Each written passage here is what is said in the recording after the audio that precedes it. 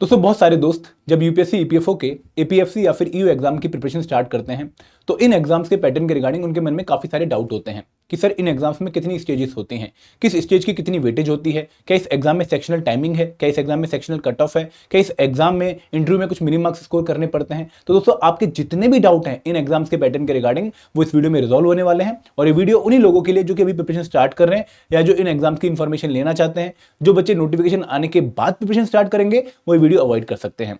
और दोस्तों आगे बढ़ने से पहले मैं आप लोगों से रिक्वेस्ट ये भी करूंगा कि अगर आप एक ही जगह पर एपीएफसी और ईयू एग्जाम की कंप्लीट अंडरस्टैंडिंग चाहते हैं तो आप लोगों के लिए हमने एक 10 आवर का ट्रायल पैक लॉन्च कर रखा है, जहां पर ना सिर्फ आपको मोटिवेशन मिलेगी, गाइडेंस मिलेगी, बल्कि आप लोगों को हमारे मेन कोर्स के डेमो लेसन्स भी मिलेंगे, जिसके थ्रू आप लोग एक इन्फॉर्म आइडिया लगा सकते हैं कि आपको हमारे मेन कोर्सेज में एनरोल करना है या नहीं करना है। तो सिर्फ ट्रायल कोर्स सिर्फ ₹1 का है और उसका जो लिंक है वो इस वीडियो के डिस्क्रिप्शन में दिया गया है।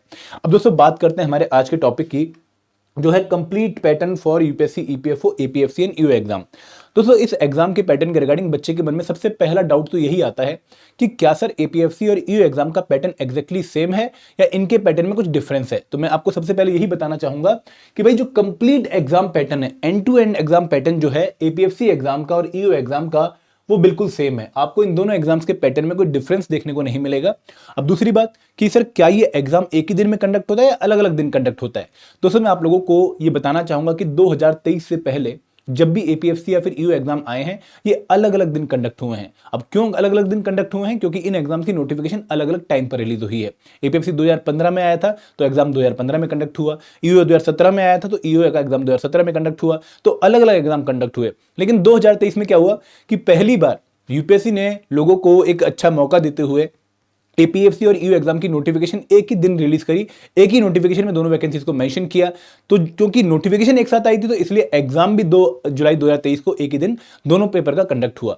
मॉर्निंग में जो पेपर कंडक्ट हुआ वो था ईओ और इवनिंग में जो पेपर कंडक्ट हुआ वो था एपीएफसी। तो ये एक रेयर सिचुएशन है जहां पर जब नोटिफिकेशन साथ आती है तो एग्जाम शायद एक दिन हो सकता है। आप लोगों को ये मान के नहीं चलना है कि हर बार ऐसा ही होगा। अब दोस्तों इस एग्जाम की नंबर ऑफ स्टेजेस की बात करते हैं तो आप लोगों के चेहरे पर स्माइल आनी चाहिए कि भाई ये एग्जाम एक छोटा प्रोसेस फॉलो करता है जहां पर सिर्फ 2 स्टेज ऑफ एग्जाम प्रोसेस है। मतलब पहली स्टेज रिक्रूटमेंट टेस्ट और दूसरी स्टेज इंटरव्यू। अब जो रिक्रूटमेंट टेस्ट है 300 मार्क्स का होता है और एक ऑब्जेक्टिव ऑफलाइन पेपर है। मतलब यहां पर आप लोग एक सेंटर में जाएंगे, आप लोगों को एक फिजिकल पेपर मिलेगा, उसके साथ एक ओएमआर शीट भी होगी। तो जो फिजिकल पेपर को आप सॉल्व करेंगे तो उसके जो राइट आंसर होंगे वो आप मार्क करेंगे ओएमआर शीट में। तो यहाँ पर ओएमआर शीट आप सबमिट करके पेपर लेके घर वापस आ जाएंगे। तो एक ऑब्जेक्टिव ऑफलाइन पेपर है जहां पर एमसीक्यू बेस्ड क्वेश्चन होंगे और ये पूरा पेपर 300 मार्क्स का होता है। अब दोस्तों इस पेपर को जब आप क्वालिफाई करते हैं, इस पेपर की जब आप कट ऑफ क्वालिफाई करते हैं तो कट ऑफ क्वालिफाई करने के बाद आप लोगों को इंटरव्यू में जाने का मौका मिलेगा सीधा। यहां पर कोई इंटरमीडिएट फेज 2 या फिर कोई मेंस की स्टेज नहीं है। तो अपने मन से बिल्कुल भी डाउट हटा दीजिएगा कि भाई यहां पर मुझे 3 स्टेज प्रोसेस फॉलो करना है या बीच में कोई और पेपर देना है। यहां पर सीधा एक ऑब्जेक्टिव पेपर और उसके बाद सीधा एक इंटरव्यू, बीच की कोई स्टेज यहां पर नहीं है। अब दोस्तों जो इंटरव्यू है ये 100 मार्क्स का होता है और ये इंटरव्यू भी ऑफलाइन होता है। और कहां पर कंडक्ट होता है? ये होता है यूपीएससी के धौलपुर हाउस में। तो आप लोगों को दिल्ली में जाके ये इंटरव्यू जो है देना पड़ता है। इसके अलावा कोई और सेंटर में आप लोगों को इंटरव्यू देने का मौका नहीं मिलता है। तो यहां पर 2 stage exam process, recruitment test और रिक्रूटमेंट टेस्ट के बाद सीधा इंटरव्यू। अब दोस्तों बच्चों के मन में डाउट आता है कि सर किस स्टेज की कितनी वेटेज है। तो आप मार्क्स से ही अंदाजा लगा लीजिए कि रिक्रूटमेंट टेस्ट 300 मार्क्स का है और इंटरव्यू 100 मार्क्स का है। तो टोटल मार्क्स कितने हो गए? 300 प्लस 100 400। तो 400 मार्क्स में से 75% वेटेज, मतलब 300 मार्क्स का जो पेपर है वो है रिक्रूटमेंट टेस्ट का। तो रिक्रूटमेंट टेस्ट की वेटेज ज्यादा है। तो आप लोगों को एक बहुत अच्छा यहां से आइडिया मिल रहा होगा कि भाई यूपीएससी जो है मेरिट को जो है रिकॉग्नाइज कर रही है। जो बच्चा रिक्रूटमेंट टेस्ट में बहुत तगड़ा परफॉर्म करेगा वो सिलेक्ट होने के चांसेस अपने ज्यादा होल्ड करता है। तो यहां पर रिक्रूटमेंट टेस्ट की वेटेज ज्यादा है, 75% वेटेज है क्योंकि 300 मार्क्स का पेपर है आउट ऑफ 400। और इंटरव्यू की जो वेटेज है 25% क्योंकि 100 मार्क्स का जो है इंटरव्यू है आउट ऑफ 400। तो इसलिए इसकी वेटेज 25% है। अब आगे बढ़ते हैं, अब रिक्रूटमेंट टेस्ट के पैटर्न को और डिटेल में डिस्कस करते हैं ताकि आप लोगों को क्लैरिटी मिले कि भाई एग्जैक्टली पेपर जो है किस तरह का होता है, कितने क्वेश्चन आते हैं, कितने मार्क्स के क्वेश्चन होते हैं। तो दोस्तों समझिएगा ध्यान से, ये एक आंसर बुकलेट है जहां पे सारी इंस्ट्रक्शन मेंशन कर रखी हैं और इन्हीं इंस्ट्रक्शन को मैंने आप लोगों के लिए अलग से भी पेश कर दिया है। जैसे मैंने आपको स्टार्टिंग में बताया कि जब नोटिफिकेशन एक ही दिन आती है तो उस केस में एग्जाम भी एक दिन कंडक्ट होता है। तो 9:30 से 11:30 एक पेपर कंडक्ट होगा, जैसे पिछली बार ईओ का कंडक्ट हुआ था, और 2:30 से 4:30 सेकंड पेपर कंडक्ट हुआ था एपीएफसी का। अगर नोटिफिकेशन अलग अलग दिन आएगी तो एग्जाम मॉर्निंग में 9:30 से 11:30 जो कि स्टैंडर्ड टाइम होता है यूपीएससी का, वहां पर ये पेपर कंडक्ट होता है। तो आप बाकी डिटेल देखते हैं। देखिए बहुत सिंपल से रिक्रूटमेंट टेस्ट के डिटेल्स हैं। कि यहाँ पर आप लोगों को जो एक पेपर है वो 2 घंटे में सॉल्व करने का मौका मिलता है। आप लोगों के पास 120 मिनट्स होते हैं। 120 मिनट्स में आप लोगों को 120 क्वेश्चन सॉल्व करने होते हैं। तो 1 मिनट है आपके पास एक क्वेश्चन सॉल्व करने के लिए। हर question 2.5 marks, equal marks carry करता है। तो टोटल पेपर कितने मार्क्स का हो गया? 120 इंटू 2.5 इक्वल टू 300 मार्क्स का। तो टोटल पेपर आपका 300 मार्क्स का है। अब ये पेपर किस किस लैंग्वेज में आता है ये भी आप समझ लीजिएगा। ये पेपर आप इंग्लिश लैंग्वेज में भी दे सकते हैं और ये पेपर आप हिंदी लैंग्वेज में भी सॉल्व कर सकते हैं। जो आंसर बुकलेट होती है, क्वेश्चन बुकलेट होती है, यहां पर एक तरफ क्वेश्चन हिंदी में होते हैं और एक तरफ क्वेश्चन इंग्लिश में होते हैं। तो जो बच्चा हिंदी मीडियम से बिलोंग करता है उसके लिए भी पेपर जो है देने के पूरे पूरे चांसेस हैं और क्वालिफाई करने के भी पूरे पूरे चांसेस हैं। तो इसके बाद अगर बाई चांस आप किसी क्वेश्चन का आंसर गलत लगा देते हो तो उस केस में आप लोगों को 1/3 नेगेटिव मार्किंग देखने को मिलेगी of the marks of that question. तो एक क्वेश्चन कितने मार्क्स का है? 2.5 का। तो उसकी नेगेटिव मार्किंग कितनी हो गई? 2.5 डिवाइडेड मल्टीप्लाई बाय 1/3। तो ये माइनस 0.833 मार्क्स से आपको पेनल्टी लगती है अगर आप किसी भी क्वेश्चन का आंसर गलत लगा देते हो। ठीक है, तो यहां पर पैटर्न बहुत सिंपल था कि भाई 120 मिनट और 2 आवर्स का टाइम मिल रहा है आप लोगों को। 300 मार्क्स का पेपर है, नंबर ऑफ क्वेश्चन 120 है, हिंदी एंड इंग्लिश दोनों में क्वेश्चन आएंगे और मार्क्स 2.5 है पर क्वेश्चन और नेगेटिव मार्किंग 1/3 है। क्लियर है वाली बात? कोई डाउट इसमें नहीं होना चाहिए। अब दोस्तों एक और चीज समझिएगा कि रिक्रूटमेंट टेस्ट का जो पेपर है यहां पर कोई सेक्शनल टाइमिंग या फिर कोई सेक्शनल कट ऑफ नहीं है। अब रिक्रूटमेंट टेस्ट में बहुत सारे कंपोनेंट से क्वेश्चन आते हैं। अकाउंटेंसी भी आता है, आयरन लेबर लॉ भी आता है, सोशल सिक्योरिटी भी आता है, देन कंप्यूटर भी आता है, पॉलिटी भी आता है। तो ऐसा नहीं बोला गया कि भाई आपको पॉलिटी के क्वेश्चन के लिए 10 मिनट मिलेंगे, आपको इंग्लिश के क्वेश्चन के लिए 20 मिनट मिलेंगे, ऐसा नहीं बोला गया है। आप लोगों को 120 मिनट में सारे कंपोनेंट्स के क्वेश्चन सॉल्व करने हैं। आप किसी कंपोनेंट में ज्यादा टाइम लगाना चाहो वो आप कर सकते हो, किसी पे कम लगाना चाहो वो भी आप कर सकते हो।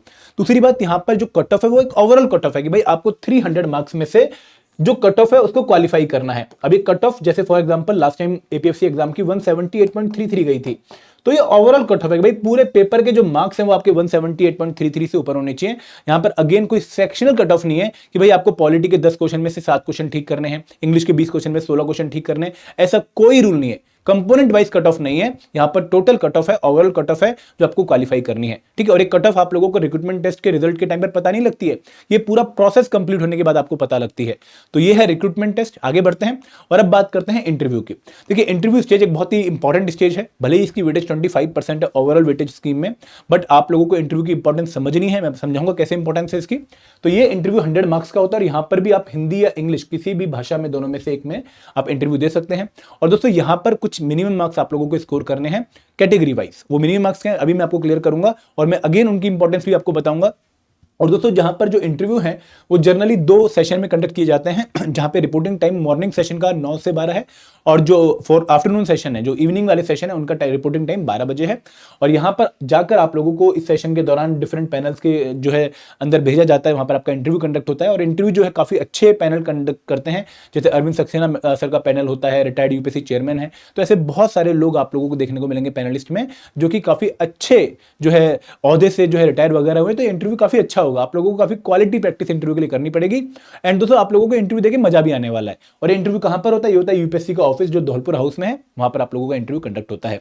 फिर इंटरव्यू के मार्क्स जितने आपके आएंगे उसमें रिक्रूटमेंट टेस्ट के मार्क्स जोड़े जाएंगे और अगर ये मार्क्स आपके फाइनल कट ऑफ से ज्यादा हैं तो आप लोगों की सिलेक्शन मानी जाएगी। तो यहां पर 400 मार्क्स में से फाइनल कट ऑफ डिसाइड होती है और जो बच्चा 400 मार्क्स में से फाइनल कट ऑफ क्वालिफाई कर लेता है वो एपीएफसी या फिर ईओ ऑफिसर बन जाता है। अब दोस्तों ये मिनिमम मार्क्स वाला पॉइंट एक डिस्कस कर लेते हैं।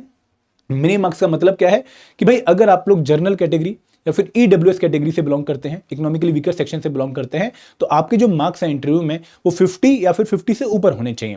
दूसरा केस कि अगर आप ओबीसी कैटेगरी से बिलोंग करते हैं तो आपके जो मार्क्स हैं 45 या फिर 45 से ऊपर होने चाहिए। और अगर आप शेड्यूल कास्ट, शेड्यूल ट्राइब या person with benchmark disability category से बिलोंग करते हैं तो आपके मार्क्स 40 या फिर 40 से ऊपर होने चाहिए। अब दोस्तों इसकी इंप्लीकेशन समझिएगा। देखिए अगर मैं एक एग्जांपल लूं कि आपके रिक्रूटमेंट टेस्ट में मार्क्स हैं 195, ठीक है, आपके रिक्रूटमेंट टेस्ट में मार्क्स हैं 195 और कट ऑफ आपको पता नहीं है, लेकिन कट ऑफ फॉर एग्जांपल 180 गई थी। अब यहां पर आपके इंटरव्यू में मार्क्स आए 49 और आप जो है जनरल कैटेगरी से बिलोंग करते हैं, अनरिजर्व कैटेगरी से बिलोंग करते हैं और यहां पर आपके मार्क्स कितने हो गए मिला के? 244 मार्क्स हो गए। ठीक है, इंटरव्यू के मार्क्स मिला के विद रिक्रूटमेंट टेस्ट आपके टोटल मार्क्स 244 हो गए। अब फॉर एग्जांपल कट ऑफ 240 गई थी, तो इस केस में आपकी जो स्कोरिंग है वो फाइनल कट ऑफ से ज्यादा है, बट क्या आपकी सिलेक्शन मानी जाएगी? यहां पर नहीं मानी जाएगी। तो वो इसलिए नहीं मानी जाएगी क्योंकि अनरिजर्व कैटेगरी वाले बच्चों को इंटरव्यू में 50 या फिर 50 से ऊपर मार्क्स स्कोर करने थे, जो कि आपके नहीं आए हैं। अब क्योंकि आपके मार्क्स नहीं आए, तो भले ही आपके मार्क्स ओवरऑल कट ऑफ से ज्यादा क्यों ना हो, आपकी सिलेक्शन नहीं मानी जाएगी। तो यहां पर इंटरव्यू इसलिए इंपॉर्टेंट है कि भाई अगर आपने इंटरव्यू में मिनिमम मार्क्स का क्राइटेरिया फॉलो किया है, तभी जाकर आपकी ओवरऑल कट ऑफ को चेक किया जाएगा। दोस्तों इसलिए इंटरव्यू को बहुत सीरियसली लीजिएगा और उसकी काफी क्वालिटी प्रिपरेशन करिएगा। अब दोस्तों कुछ डाउट काफी बच्चों के मन में आते हैं रिगार्डिंग रिक्रूटमेंट टेस्ट प्रोसेस में, उनको भी एक बार यहाँ पे जो है सॉल्व कर लेता हूं कि is the exam conducted in both English and Hindi और ओनली इन इंग्लिश। तो मैंने आपको बता दिया है क्लियरिटी के साथ कि भाई जो पेपर है ये हिंदी और इंग्लिश दोनों ही स्टेजेस, इंटरव्यू और रिक्रूटमेंट टेस्ट हिंदी और इंग्लिश दोनों ही लैंग्वेजेस में कंडक्ट होता है। तो आप लोगों को लैंग्वेज का बैरियर यहाँ पर जो है परेशान नहीं करने वाला। दोस्तों is there any sectional timing in the exam? नहीं, कोई सेक्शनल टाइमिंग नहीं है, आपको सिर्फ एक ओवरऑल टाइमिंग दी गई है 120 मिनट्स की।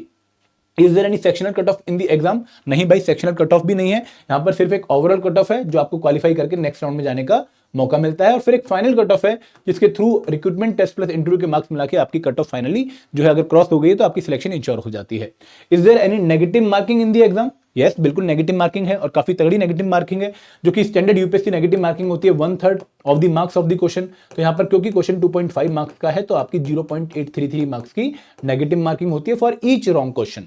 आर द क्वेश्चन ऑब्जेक्टिव और सब्जेक्टिव? तो दोस्तों यहां पर अगेन क्लैरिटी रखिएगा कि एक भी सब्जेक्टिव क्वेश्चन पेपर में नहीं आने वाला है। यहां पर सारे के सारे जो क्वेश्चन है वो ऑब्जेक्टिव होते हैं। एमसीक्यू बेस्ड पेपर है जहां पर एक क्वेश्चन उसके 4 ऑप्शन होंगे।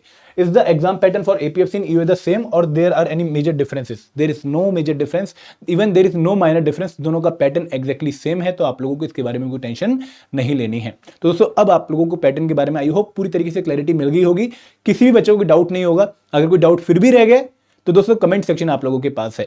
अब दोस्तों इस एग्जाम की तैयारी करिए। अगर आप सेल्फ स्टडी से तैयारी कर रहे हैं बहुत बढ़िया है, आप इस एग्जाम को क्वालिफाई कर सकते हैं अगर आप स्टैंडर्ड सोर्सेज फॉलो कर रहे हैं और एक अच्छे टाइम टेबल के हिसाब से अपनी प्रिपरेशन को अंजाम दे रहे हैं। बट दोस्तों अगर आप एक कोर्स के थ्रू प्रिपरेशन करना चाहते हैं तो हमने आप लोगों के लिए 3 different style of courses launch कर रखे हैं डिपेंडिंग ऑन योर बैकग्राउंड। पहला कोर्स है मास्टर कोर्स, जो कि कंप्रिहेंसिव कोर्स है, जहां पर एपीएफसी और ईओ एग्जाम के हर एक कंपोनेंट को हम डिटेल में कवर कर रहे हैं। अगर आप इसमें एनरोल करना चाहें तो बिल्कुल कर सकते हैं, बिगिनर के लिए भी है, उस बच्चे के लिए जिसका कोई बैकग्राउंड नहीं है इस एग्जाम की प्रिपरेशन में, तो वो इसमें आके अपनी प्रिपरेशन को स्मूथ बना सकता है। दूसरा कोर्स है टेस्ट सीरीज प्लस, जो कि यूपीएससी वाले बैकग्राउंड वाले बच्चों के लिए है, जिन्होंने जीएस एंड क्यूआरई ऑलरेडी प्रिपेयर कर लिया है, लेकिन ईपीएफओ के स्पेशल कंपोनेंट्स का उनको सोल्यूशन नहीं मिल रहा है, तो वो इस कोर्स में आ सकते हैं। और तीसरा कोर्स है टेस्ट सीरीज, जो कि उन बच्चों के लिए जिन्होंने एक बार पूरी प्रिपरेशन कर ली है और अब सिर्फ रिविजन और प्रैक्टिस करना चाहते हैं। तो इन कोर्सेज का लिंक इस वीडियो के डिस्क्रिप्शन में दिया गया है, आप यहाँ पे जाके इन कोर्सेज में एनरोल कर सकते हैं। Thank you very much. जय हिंद, जय भारत।